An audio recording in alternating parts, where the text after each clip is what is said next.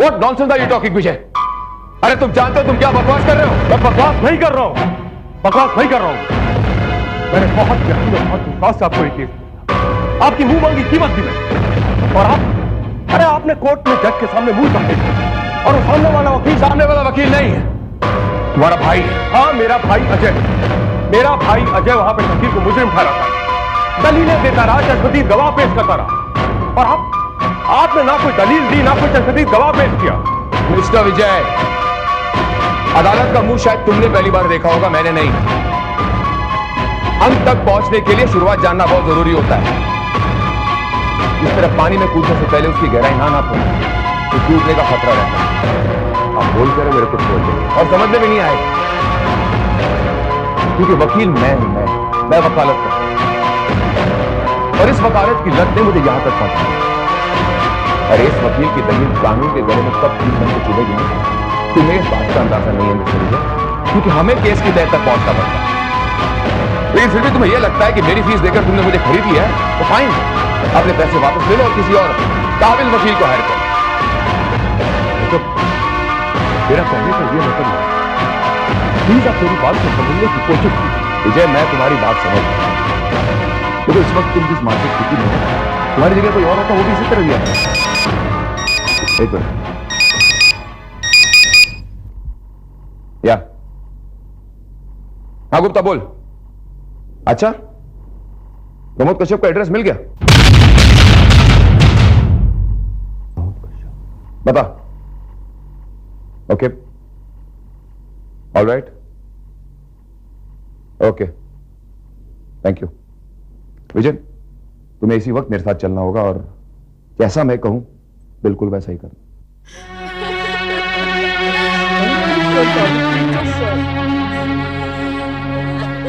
अरे क्या आप लोग भी बार बार हमें परेशान करने के लिए चले आते हो? जवान बेटे की मौत का सदमा क्या हमारी जान लेने के लिए काफी नहीं है? अरे हम आप लोगों को जिंदा नजर आ रहे हैं, पर है नहीं। हम सभी की अर्थी हमारे बेटे की मौत के साथ उठ गई है। अरे हमारे बेटे की चिता जरूर ठंडी हो गई है, पर दुख और मुसीबत की जो चिता हमारे मन में जल रही है ना, वो बुझी नहीं। हम अब भी उसकी आग में जल रहे हैं, पर तुम लोगों के दिल में जरा भी दया नहीं है। देखिए बाबूजी, हमें गलत मत समझिए, हम यहाँ पर आपको दुख पहुंचाने नहीं आया, ना ही कुछ ऐसी। अरे तो क्या करने आए हैं आप लोग? पूछताछ करनी है ना, पूछिए ना, क्या पूछना है? पुलिस को भी हमने यही बताया था कि हमारा बेटा क्या करता है, हमें कुछ भी नहीं पता। वो कहाँ जाता था, किससे मिलता था, कौन उसका दोस्त था, कौन उसका दुश्मन। सुबह सुबह जो निकल जाता था तो कई कई दिनों तक घर नहीं लौटता था। बाबूजी, आपको शायद नहीं मालूम, लेकिन आपके बेटे प्रमोद का कातिल पकड़ा गया। पकड़ा गया है तो चढ़ा देना सरकार उसे सूली पर। मैं तो कहता हूँ उसके पूरे खानदान को फांसी दे दो। बाबूजी, हम भी यही चाहते हैं कि प्रमोद के कातिल को कड़ी से कड़ी सजा मिले, लेकिन क्या? देखिए, कातिल पकड़ा तो गया है, लेकिन उसने अभी तक अपने जुर्म का इकबाल नहीं किया है। और जब तक कोई भी मुजरिम अपने जुर्म का इकबाल नहीं करता, पुलिस उसके खिलाफ कोई भी कार्रवाई नहीं कर सकती। अब वो कातिल कौन है, कहां से आया है, किसका आदमी है, किसी को इसके बारे में कुछ नहीं पता। इसके पहले जो इंस्पेक्टर आया था उसने भी हमसे यही कहा था। बाबूजी, आप चुप रहिए, आप कुछ नहीं बोलेंगे। उसने भी हमसे आप ही की तरह काफी सवाल पूछे थे, लेकिन हमने उन्हें कुछ नहीं बताया। लेकिन क्यों? देखो साहब, अब मेरा पति तो मर गया ना, मेरे सास ससुर, मेरे दो छोटे छोटे बच्चे, मुझे डर है कि अगर मैंने आपको बता दिया कि मेरे पति के खूनी किन लोगों के साथ शामिल है, तो वो हमें जिंदा नहीं छोड़ेंगे साहब, वो हमें मार देंगे। देखो अगर तुमने हमें यह बता दिया कि पकड़ा वो मुजरिम किसका आदमी है, तो मैं उस मुजरिम को सूली पर चढ़ाने की पूरी कोशिश करूंगा। यही नहीं, प्रमोद की मौत का जो मुआवजा है वो भी उन्हीं गुंडों से दिलवाने की पूरी कोशिश करूंगा। बहन, हमारी बात पर विश्वास रखो, हम किसी को कानो कान ये खबर नहीं होने देंगे कि कातिल के बारे में तुमने हमें कुछ बताया। हमारी बात पर यकीन करो बहन। तुमने मुझे बहन कहा है और इस रिश्ते पर पूरा विश्वास करके मैं तुमसे कहती हूँ कि मेरे पति का खूनी डाबला भाई का ही कोई आदमी है।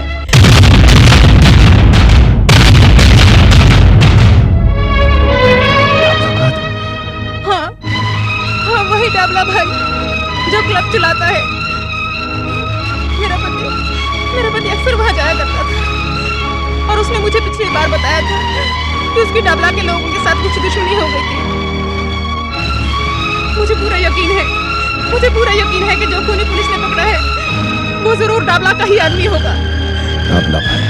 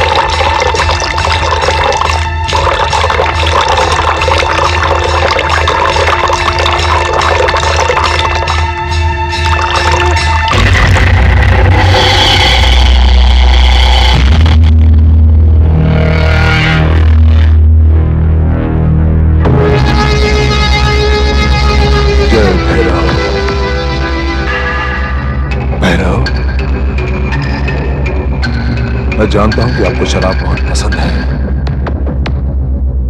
इसीलिए मैं रोज आप पर शराब चढ़ाता हूं। भैरव, शराब चढ़ती जरूर है, लेकिन शराब को शराब नहीं चढ़ती।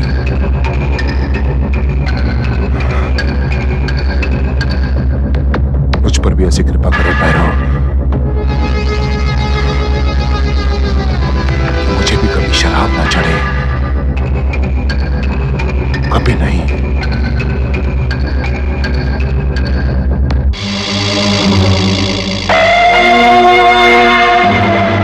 भैरवी शमशान की राख है। हर इंसान को मरने के बाद आग में तो समाना है, ये राख बन जाना है। लेकिन भैरव, मैं मरना नहीं चाहता, मैं ये राख नहीं बनना चाहता, इसलिए मैं आपकी पूजा करता हूं। आपने तो मुझे सब कुछ दिया, मान, सम्मान, इज्जत, दौलत, शोहरत, सब कुछ। आपने एक रंग को राजा बना दिया, कल के छोकरे को आज का डाबला भाई बनाया। भैरव, जय भैरव, जय भैरव।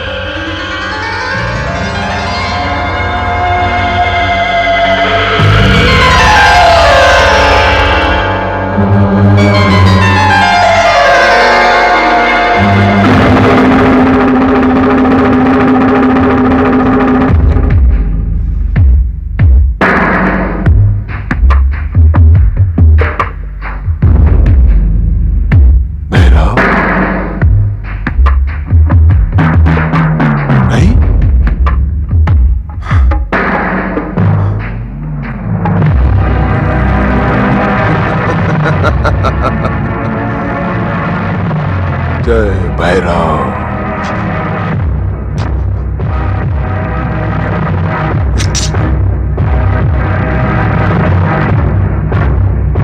जय भैरव,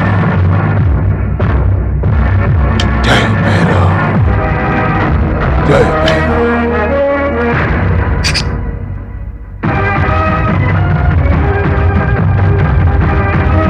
जय भैरव।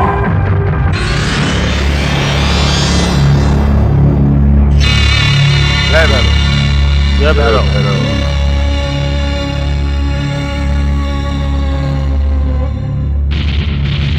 तो तुम्हें अपना काम मालूम है? उस कुत्ते के एकदम नजदीक जाकर उसे भैरव की भस्म बना देना। पॉइंट ब्लैंक रेंज, समझे?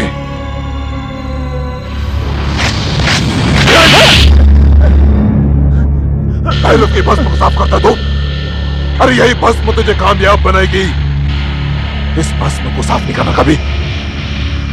और डाबला भाई को उठने वाली हर आंख को इस भस्म में बदल देना, समझा? जी डाबला भाई। जा भी। जय भैरव। सामान पहुंचवा दिया है, पैसे पहुंचवा दो। डाबला भाई, वकील साहब। आओ वकील साहब आओ। हाँ, आओ वकील साहब। मुझे फोन किया था, मैं खुद मिलने चला था आपसे। डाबला भाई, कुआं प्यासे के पास नहीं जाता, प्यासा कुएं के पास आता है। तुम काला कोट वाला जब भी बात करता है कानून के टांग को पकड़ कर करता है। बैठो बैठो बेटा, भाई पिछली बार तो तुमने कमाल कर दिया। मेरे उस आदमी को ऐसा बरी करवाया कि उसे ताड़ा लगते लगते बच गया। डाबला भाई आप भी।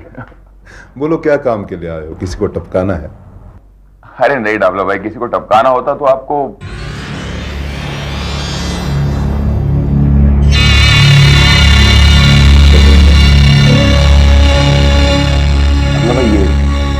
विजय चौधरी। आपने कल्याणी चौधरी का नाम सुना होगा, वो जो सेवा सदन चलाती है। उसी सदन के आदमी को खून के इल्जाम में कुछ ऐसे क्या है ना डॉक्टर भाई, वो शकील अहमद जो आदमी पकड़ा गया ना, दरअसल वो बेचारा बेगुनाह है। तो क्या है, वो तो बेचारा ऐसे ही मौका वारदात पर पहुंच गया। ये खून आपके आदमी। अच्छा, तो मेरे पास क्या चाहते हो मुझसे? मतलब भाई, मैं तो सिर्फ इतना चाहता हूं कि आप अपने आदमी को पुलिस के हवाले कर दो।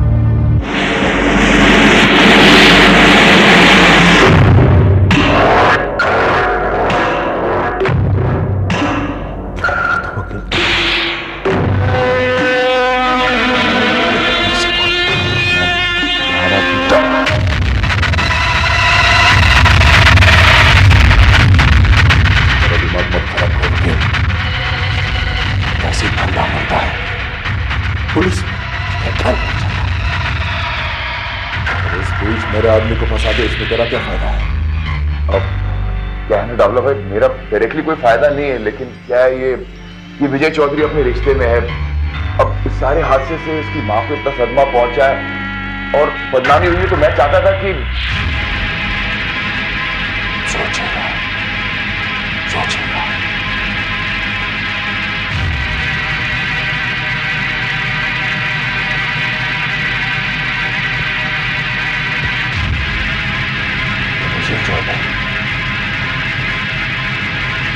पत्ते खेलने का शौक है।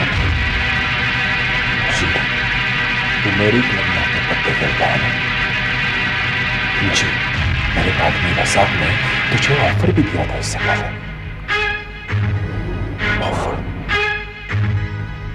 इंपोर्ट एक्सपोर्ट का बिजनेस है तेरा, कार्गो से माल बेचता है तू।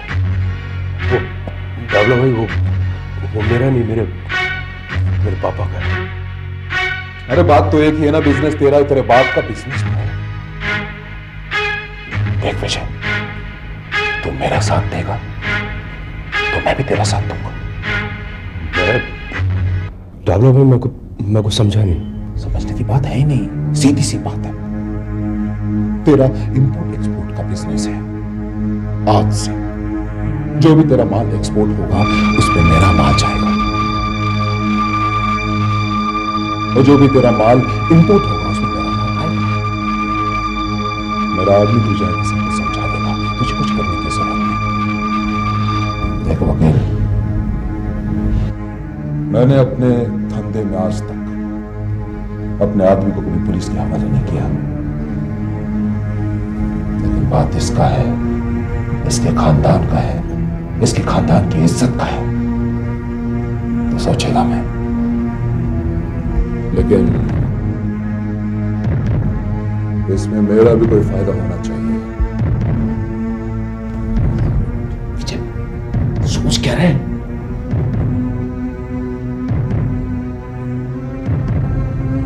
विजय, हाँ करते ना यार।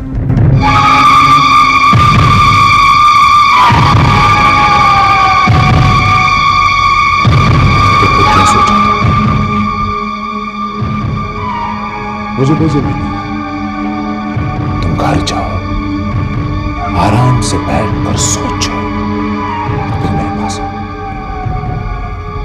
क्या हुआ भाई?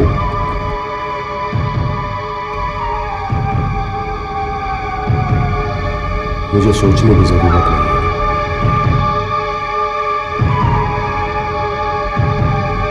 मुझे आपको ये ऑफर मंजूर है।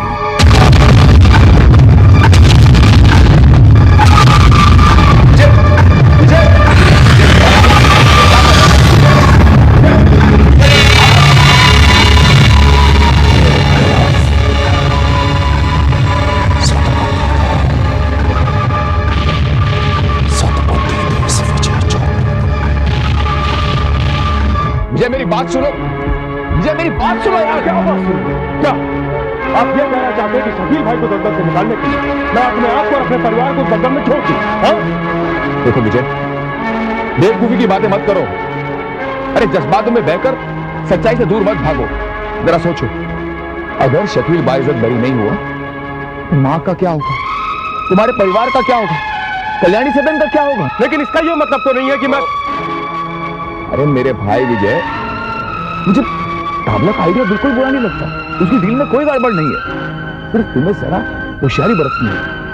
उसके बाद एक बार शकील बाहर आ गया, तुम्हारा रास्ता लो, ताबला का रास्ता लो। भाई साहब, आप मुझे उस देखो, मैं आखिरी बार तुम्हें कह रहा हूं, अगर तुम चाहते हो कि शकील जेल से बाहर आए तो ये इकलौता रास्ता है। भाई साहब, चाहे कुछ भी हो, मैं अपने आदर्श और अपने संस्कारों को नहीं देख सकता, समझा?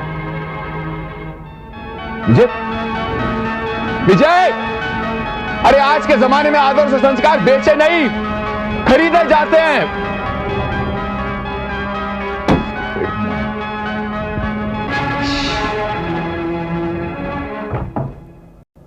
कल्याणी,